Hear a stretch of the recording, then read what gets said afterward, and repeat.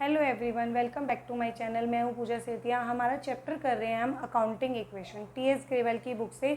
आज हम करेंगे एग्जांपल नंबर 12। सेम हमारा एग्जांपल नंबर जो 11 था कैपिटल और प्रॉफिट का, आज इसमें लाइबिलिटी का कॉन्सेप्ट है कि आपको टोटल लाइबिलिटी बतानी है।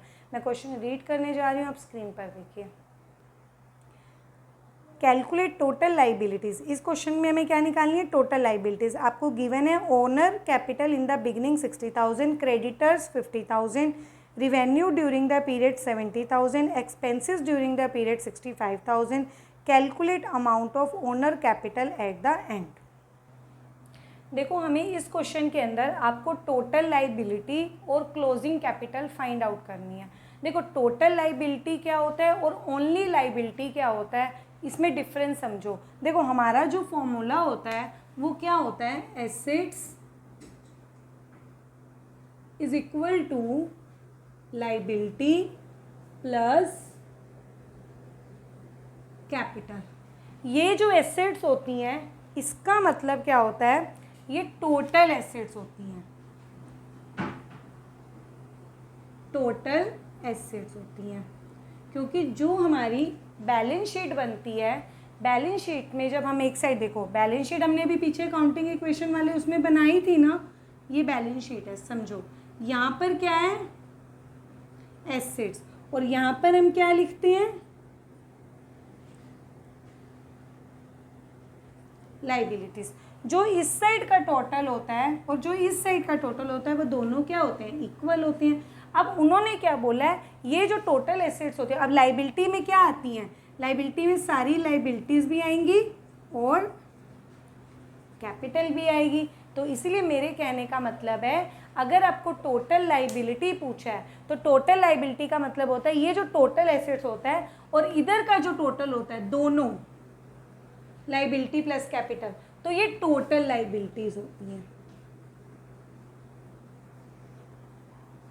क्लियर हो गया? Total liabilities.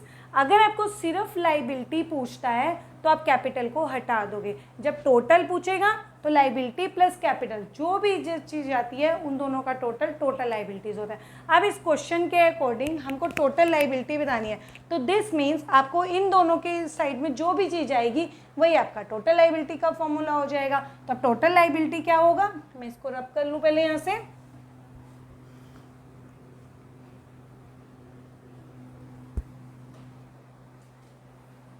अब टोटल लाइबिलिटीज का फॉर्मूला क्या बन जाएगा?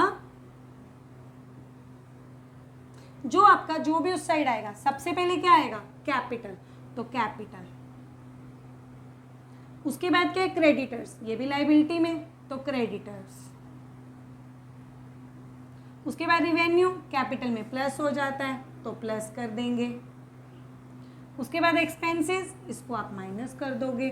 तो इस साइड का जो भी पूरा टोटल आएगा वो टोटल लाइबिलिटीज हो जाएगा। अब इसके नीचे आप इनका अमाउंट लिख दोगे। कैपिटल कितनी दी है? 60,000। क्रेडिटर्स कितने हैं? 50,000। रिवेन्यू 70,000 और एक्सपेंसेस 65,000। अब इनको सबको प्लस कर दो। 6 + 5 110, 110 + 7 180 माइनस 65। इसको माइनस करो तो देखो क्या आ रहा है आपका? 1,15,000। तो ये क्या हुई? आपकी टोटल लाइबिलिटीज हुई।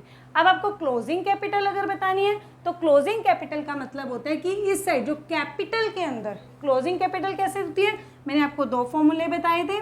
क्लोजिंग कैपिटल, क्लोजिंग कैपिटल का मैंने अभी जस्ट लास्ट वाले क्वेश्चन में आपको बताया था, या तो एसेट्स माइनस लाइबिलिटी।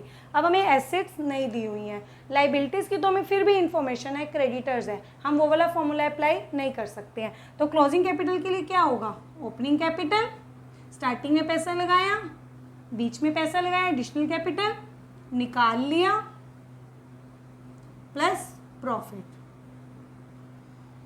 अब लेकिन आपके पास यहाँ पर ये चीज़ें नहीं है, ये भी नहीं है, तो हम क्या करेंगे? ओपनिंग कैपिटल कितनी है? 60,000। एडिशनल कैपिटल भी नहीं लगी, ड्राइंग्स भी नहीं लगी। अब प्रॉफिट या फिर लॉस होता है, ठीक है, या प्रॉफिट या फिर लॉस, या फिर अगर आपका बीच में कोई एक्सपेंसेस या फिर रिवेन्यू कुछ भी है उसको आप एडजस्ट कर सकते हो। तो ये आपका ओपनिंग कैपिटल हो गया। प्रॉफिट की जगह आपके पास क्या दिया हुआ था, रिवेन्यू, इसको आप क्या कर दोगे, प्लस कर दोगे।